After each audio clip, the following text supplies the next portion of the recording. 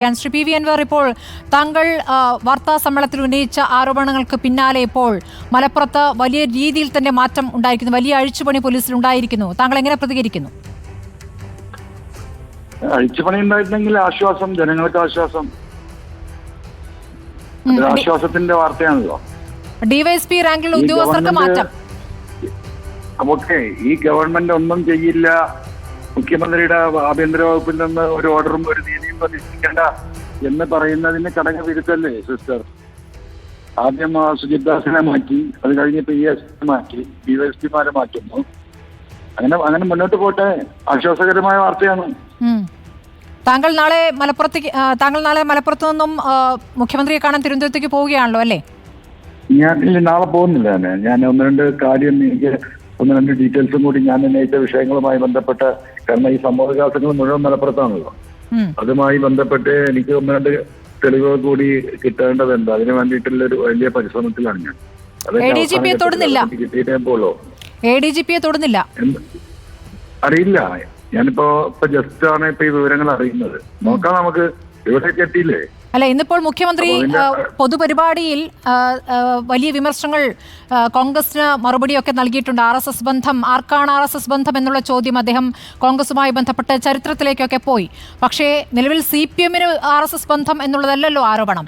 നിലവിൽ ഈ സർക്കാർ ഈ RSS-മായി ബന്ധമുള്ള ഉദ്യോഗസ്ഥരെ സംരക്ഷിക്കുന്നു എന്നാണല്ലോ ചോദ്യം. അതിൽ മറുപടി പറഞ്ഞില്ല.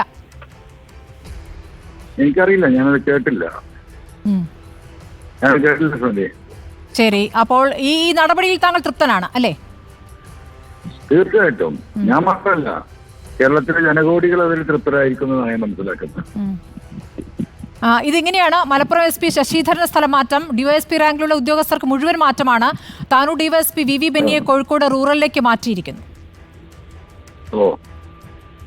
നോക്കാം, നമുക്ക് അടുത്ത എന്താണ് നടക്കുന്നത്. നമ്മൾ ക്ഷമയോട് കൂടി കാത്തിരിക്കാം. കാര്യങ്ങളൊക്കെ നല്ല രീതിയിലാകുമെന്ന് പ്രതീക്ഷിക്കാം. ഞാൻ ഉന്നയിച്ച ആരോപണങ്ങളിൽ ശക്തമായ പ്രശ്നമുണ്ടാകുമെന്ന് പ്രതീക്ഷിക്കാം.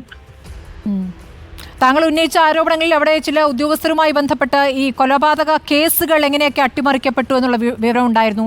സ്വർണ്ണക്കടത്തുമായി ബന്ധപ്പെട്ടുള്ള, സ്വർണം പൊട്ടിക്കലുമായി ബന്ധപ്പെട്ടുള്ള ആരോപണങ്ങൾ ഉണ്ടായിരുന്നു.